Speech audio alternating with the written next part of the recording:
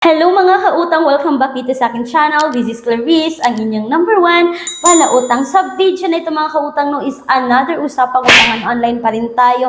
As usual mga kautang no, hindi po ako agent ng utangan na ito. Ang disclaimer po muna tayo, ang video na ito ay hindi financial advice and not sponsor. So for today's video, isi-share ko sa inyo mga kautang yung mga update na mga comments na naka-experience na sa utangan na ito. So itong utangan na ito mga kautang no, ay pwede natin siyang bayaran installments sa unang hiram. Pwede siya 1 month, pwede siya 45 days or 1.5 month, or pwede siya 60 days or 2 months mga kautang. So mga kautang, pagpasensyahan nyo na yung kamay ko ngayon. No? So nagpiprint ako kanina, natapunan ako ng ink. So ganito yung kamay ko. But anyways mga kautang, magpatuloy na tayo.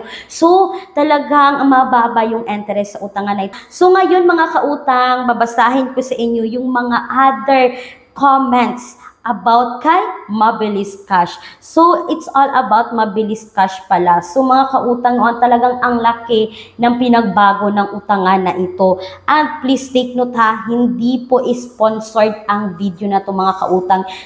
Gusto ko lang sabihin sa inyo yung other mga reviews ng iba para ma-aware kayo or para malaman ninyo kung gaano nga ba kalaki yung pinagbago ng utangan na ito. So, ito yung comment ng isang commenter mga kautang, no? Sabi niya, wala pong deduction si Mabilis Cash. Buo ko pong nakuha ang first and second loan ko dito. Unang loan ko sa kanya ay last January lang, 15,000 ang credit limit ko sa first ko. 4 term siya, bali 9% monthly. And sa second loan ko, days ago lang ako nag-second loan, 820k agad na yung credit limit ko dito. And 6 terms na siya at 8% lang yung monthly interest. So yun mga kautang, yan po ay comment ng isang manunood na YouTube channel, isang nakapagsubok na kay Mabilis Cash. So yun mga kautang, kung gusto nyo rin basahin yung mga nag-comment is you can visit my YouTube channel po, yung mga videos sa baba para makita nyo yung kung gaano nga ba kalaking pinagbago ni Mabilis Cash. At ito pa mga kautang, no, sa baba pa, sabi niya, ito ang nagpapautang sa akin, Mabilis Cash. Kasi failed ako kay Juan Han at sobrang arte ng tala, kala siguro nila hindi ako kayang magbayad. So yun mga kautang, no. Itong borrower na ito is hindi siya na-approve kay Juan Han at hindi rin siya na-approve kay Tala. Pero na-approve siya kay Mabilis Cash. So yun, kasi naman mga kautang, iba-iba talaga yung magiging experience natin sa mga utangan online. So ang iba naman mga kautang, hindi kayo na-approve dito kay Mabilis Cash, pero na-approve kayo kay Tala, na-approve kayo kay Juan Han, or na-approve kayo kay Online Loans Pilipinas. Diba iba-iba yung mga naging experience natin. So nagdepende talaga yan mga kautang, no? So sabi pa ng isang commenter dito mga kautang, ang sabi niya, haha, si Mabilis, sorry, sabi niya, haha, si Mabilis pala. Oo, mabilis yan sila magpautang. Una ko dyan is 1,500. Pero di ko winidraw. Diba may credit limit siya na 1,500, hindi niya winidraw. After 2 days, nag-message sila sa akin at naging 2K yung credit limit niya. So first payment ako nakapagbayad, nag-offer sila ulit sa akin ng 2,500.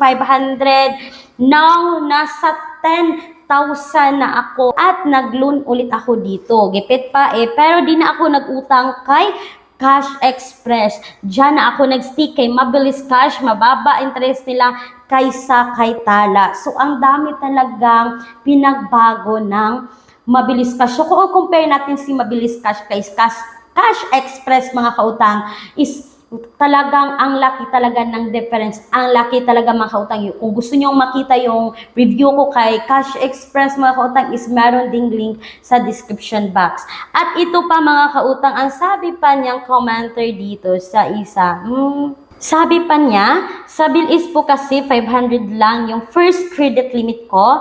Then ngayon, 1K na. Sa Juan Han, 5,500, 9,900. At sa Tala, 2,000, 3,000, din 4,000. Last po is 5K. Tsaka kay Master Cash po is 1,500, 4,500, 6,000 at 9K. Si Mabilis Cash lang talaga ang malaking nabigay sa akin, kaya grab ko na agad.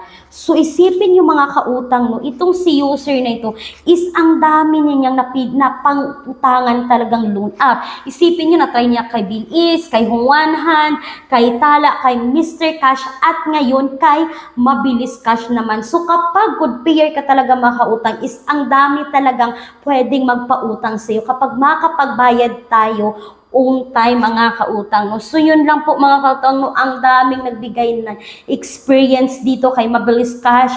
Kung gusto nyong malaman mga kautang kung paano mag-apply kay Mabilis Cash, is ilalagay ko yung link sa description box. Pero take note mga kautang, hindi ako agent ng Mabilis Cash, no? Gusto ko lang talagang i-review sa iyo pa ulit-ulit itong utangan na ito kasi ang laki talaga ng pinagbago ng utangan na ito. Kulang ang budget, ang mahal ng mga bilihin. No problem, may solusyon tayo. Gamit ang isang valid ID, makakautang ka na sa loob ng 10 minutes o mas mabilis pa. Mag-apply ng loan kahit anong oras, kahit gabi o kahit weekends or holiday. Maaaring i-check ang pinned comment sa video na ito, bisitahin ang link at mag-apply na. So, yun lang po mga kautang sa video na ito, no. That's all for today's video. Pero huwag niyo kalimutan na maglalagay po ako ng mga alternatives online loan at sa description box at sa pinned comment section ng video na ito. At mga kautang, bago ko katapusin yung video na ito, kung kayo po ay employed or self-employed at nais niyo po mag-apply sa bangko, is you can message me dito mga kautang, no, para sa karagdagang impormasyon tungkol dito. And please take note po that all applications submitted is subject for bank approval. So that's all for today's video mga kautang, no. Once again, this is Clarice, ang inyong number 1 palautang dahil utang is life. Bye-bye mga kautang!